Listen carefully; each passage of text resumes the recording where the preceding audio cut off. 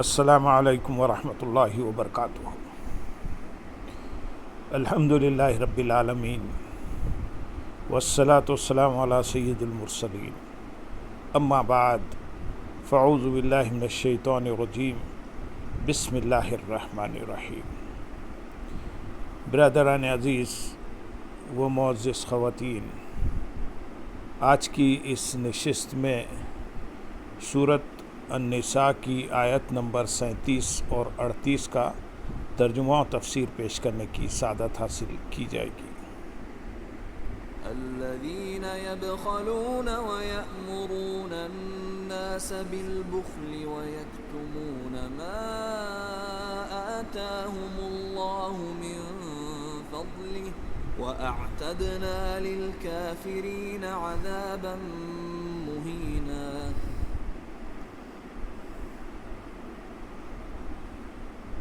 والذين ينفقون أموالهم رئاء الناس ولا يؤمنون بالله ولا باليوم الآخر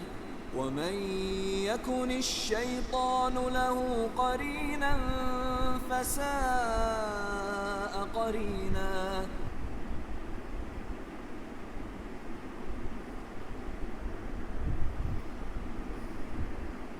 وہ لوگ جو خود بخل کرتے ہیں اور دیگر لوگوں کو بخل کہتے ہیں، اور اللہ نے جو انہیں اپنے فضل سے دیا ہے اسے چھپاتے ہیں۔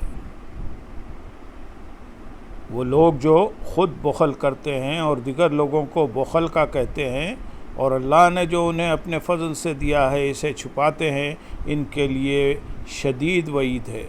اور کافروں کے لیے ہم نے ذلت کا عذاب تیار کر رکھا ہے۔ الذین یبخلون، وہ لوگ جو خود بخل کرتے ہیں۔ لغت عرب میں بخل سے مراد یہ ہے کہ اللہ تعالیٰ نے اپنے فضل سے جو مال دیا اس میں سے سائل کو نہ دینا، اور بخل کی شرعی تعریف یہ ہے کہ جو چیز ذمہ میں واجب ہوا اسے ادا نہ کرنا۔ مولانا نعیم الدین مراد آبادی رحمۃ اللہ علیہ فرماتے ہیں، بخل یہ ہے کہ خود کھائے دوسرے کو نہ دے۔ شح یہ ہے کہ نہ کھائے نہ کھلائے۔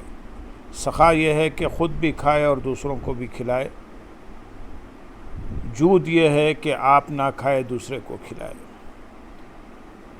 یہاں بخل سے مراد یہ ہے کہ نبی اکرم صلی اللہ علیہ وسلم کے توریت میں مذکور اوصاف بیان کرنے میں بخل کرنا اور اس کا حکم دینا۔ اس آیت کا شان نزول یہ ہے کہ یہ آیت ان یہودیوں کے بارے میں نازل ہوئی جو توریت میں مذکور سید المرسلین صلی اللہ علیہ وسلم کے اوصاف بیان کرنے میں بخل کرتے اور چھپاتے تھے۔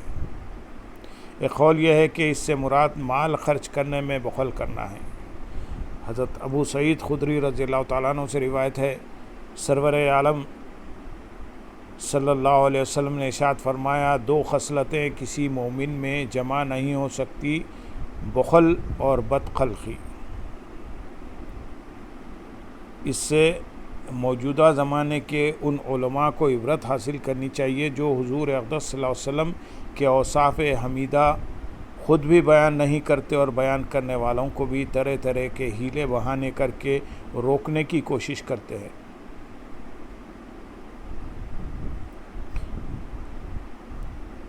آیت کے اگلے حصے میں ارشاد ہے، اور اللہ نے جو انہیں اپنے فضل سے دیا ہے اسے چھپاتے ہیں۔ اللہ عز و جل جو نعمت عطا فرمائے اسے اچھی نیت کے ساتھ موقع محل کی مناسبت سے حکمت کو سامنے رکھتے ہوئے ظاہر کرنا چاہیے۔ حضرت ابو الاحوص رضی اللہ تعالیٰ عنہ فرماتے ہیں، میرے والد پراگندہ بال اور ناپسندیدہ حیت میں سرکار عالی وقار صلی اللہ علیہ وسلم کی بارگاہ میں حاضر ہوئے تو آپ صلی اللہ علیہ وسلم نے ارشاد فرمایا، کیا تیرے پاس مال نہیں؟ عرض کیا، یا رسول اللہ صلی اللہ علیہ وسلم، مجھے اللہ تعالیٰ نے ہر طرح کا مال عطا فرمایا ہے۔ ارشاد فرمایا، اللہ تعالیٰ بندے کو جب کوئی نعمت عطا فرمائے تو اس کا اثر بندے پر دیکھنا پسند فرماتا ہے۔ مسئلہ اللہ عز و جل کی نعمت کا اظہار اخلاص کے ساتھ ہو تو یہ بھی شکر ہے، اور اس لیے آدمی کو اپنی حیثیت کے لائق جائز لباسوں میں بہتر پہننا مستحب ہے۔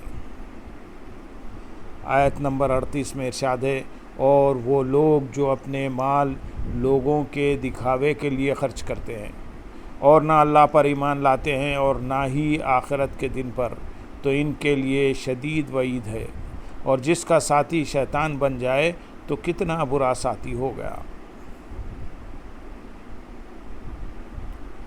اور وہ لوگ جو اپنے مال لوگوں کے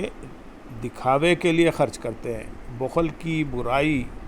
بیان فرمانے کے بعد اب ان لوگوں کے بارے میں بتایا جا رہا ہے کہ جو محض دکھاوے اور شہرت کے لیے مال خرچ کرتے ہیں اور اللہ عز و جل کی رضا کا حصول ان کا مقصد نہیں ہوتا، یہ بھی اسی حکم میں داخل ہیں جو ابھی ہم نے بیان کیا۔ اس سے ان لوگوں کو عبرت پکڑنی چاہیے کہ جو نیک کاموں میں لاکھوں روپے خرچ کرتے ہیں لیکن مقصد صرف واہ واہ کروانا ہوتا ہے، بکثرت خیرات کرتے ہیں لیکن ساتھ ہی یہ شرط رکھتے ہیں کہ اخبار میں خبر اور تصویر ضرور آنی چاہیے۔ اسی طرح شادیوں کی فضول رسومات میں لاکھوں روپے اڑا دینے والے بھی عبرت حاصل کریں، جو صرف اس لیے رسمیں کرتے ہیں کہ اگر یہ رسمیں بھرپور انداز میں نہ کی گئی تو لوگ کیا کہیں گے، فلاں نے اتنا خرچ کیا تھا، میں کیوں پیچھے رہوں، وغیرہ۔ حضرت محمود بن لبید رضی اللہ تعالیٰ عنہ سے روایت ہے، تاجدار رسالت صلی اللہ علیہ وسلم نے ارشاد فرمایا، مجھے تم پر سب سے زیادہ شرک کے اصغر یعنی دکھاوے میں مبتلا ہونے کا خوف ہے۔ اللہ تعالیٰ قیامت کے دن کچھ لوگوں کو ان کے حساب کے وقت ارشاد فرمائے گا کہ ان لوگوں کے پاس جاؤ جن کے لیے دنیا میں تم دکھاوا کرتے تھے، اور دیکھو کہ کیا تم ان کے پاس کوئی جزا پاتے ہو۔ حضرت عبداللہ بن عباس رضی اللہ تعالیٰ عنہ سے روایت ہے، رسول اللہ صلی اللہ علیہ وسلم نے ارشاد فرمایا، بے شک جہنم میں ایک وادی ہے جس میں جہنم روزانہ 400 مرتبہ پناہ مانگتی ہے، جس سے جہنم روزانہ 400 مرتبہ پناہ مانگتی ہے۔ اللہ تعالیٰ نے یہ وادی امت محمدیہ کے ان ریاکاروں کے لیے تیار کی ہے جو قرآن پاک کے حافظ، اللہ کی راہ میں صدقہ کرنے والے، اللہ تعالیٰ کے گھر کے حاجی اور اللہ عز و جل راہ الہی میں نکلنے والے ہوں گے، لیکن یہ سارے کام صرف ریاکاری کے لیے کر رہے ہوں گے۔ اس حدیث شریف کو ہم پھر ایک بار بیان کرتے ہیں۔ حضرت عبداللہ بن عباس رضی اللہ تعالیٰ عنہ سے روایت ہے، رسول اکرم صلی اللہ علیہ وسلم نے ارشاد فرمایا، بے شک جہنم میں ایک وادی ہے جس سے جہنم روزانہ 400 مرتبہ پناہ مانگتی ہے۔ اللہ تعالیٰ نے یہ وادی امت محمدیہ کے ان ریاکاروں کے لیے تیار کی ہے جو قرآن پاک کے حافظ، اللہ کی راہ میں صدقہ کرنے والے، اللہ تعالیٰ کے گھر کے حاجی اور اللہ کی راہ میں نکلنے والے ہوں گے، لیکن یہ سارے کام صرف ریاکاری کے لیے کر رہے ہوں گے۔ آیت کے اگلے حصے میں ارشاد ہے، اور جس کا ساتھی شیطان بن جائے، دنیا میں شیطان کا ساتھی اس طرح ہوگا کہ وہ شیطانی کام کر کے اسے خوش کرے، کیونکہ جو شیطان کو خوش کرتا ہے شیطان اس کے ساتھ رہتا ہے، حتیٰ کہ کھانے پینے، رات بسر کرنے اور دیگر کئی معاملات میں شریک ہو جاتا ہے۔ اسی لیے یہ حکم ہے کہ ہر جائز کام بسم اللہ پڑھ کر شروع کیا جائے تاکہ شیطان کے لیے روک ہو، اور آخرت میں شیطان کا ساتھی ہونا یوں ہوگا کہ وہ ایک شیطان کے ساتھ آتشی زنجیر میں جکڑا ہوگا۔ یہ وعید خاص گناہوں کے ذریعے شیطان کا ساتھی بننے والے کے بارے میں ہے، اور جس کا ساتھی شیطان ہو وہ اپنے انجام پر خود ہی غور کر لے کہ کیسا ہوگا۔ شیطان مختلف انداز سے انسان کو بہکانے اور اللہ تعالیٰ کی عبادت و فرما برداری کرنے سے روکتا ہے، جیسے شیطان پہلے انسان کو اللہ تعالیٰ کی اطاعت و عبادت سے روکتا ہے۔ اگر اللہ تعالیٰ انسان کو شیطان سے محفوظ کر لیتا ہے تو انسان شیطان کو یہ کہہ کر دور کر دیتا ہے کہ مجھے اللہ تعالیٰ کی طاعت و عبادت کی بہت سخت ضرورت ہے، کیونکہ مجھے اس دار فانی سے آخرت کے لیے توشہ اور زاد راہ تیار کرنا بہت ضروری ہے کہ اس کے بغیر آخرت کا سفر ممکن نہیں۔ جب انسان شیطان کے اس مکر سے بچ جاتا ہے تو شیطان اسے اس طرح بہکانے اور گمراہ کرنے کی کوشش کرتا ہے کہ وہ اسے عبادت کرنے میں کاہلی اور سستی کا حکم دیتا ہے اور کہتا ہے کہ آج رہنے دو، کل کر لینا۔ اگر اللہ تعالیٰ انسان کو اس سے محفوظ کر لیتا ہے تو وہ شیطان کو یہ کہہ کر ٹھکرا دیتا ہے کہ میری موت میرے قبضے میں نہیں، اگر میں آج کا کام کل پر چھوڑوں گا تو کل کا کام کس دن کروں گا، کیونکہ ہر دن کے لیے ایک کام ہے۔ جب شیطان اس حیلے سے بھی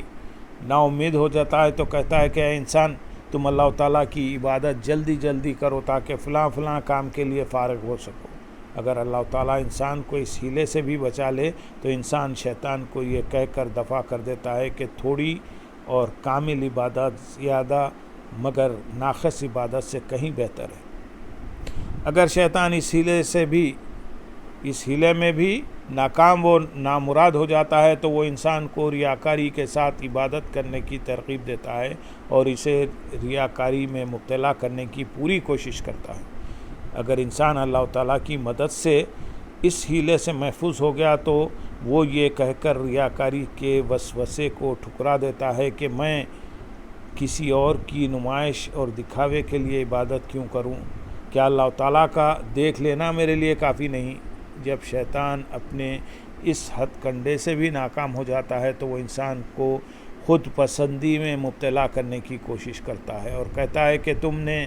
کتنا عمدہ کام کیا اور تم نے کتنی زیادہ شب بیداری کی۔ اگر انسان اللہ تعالیٰ کے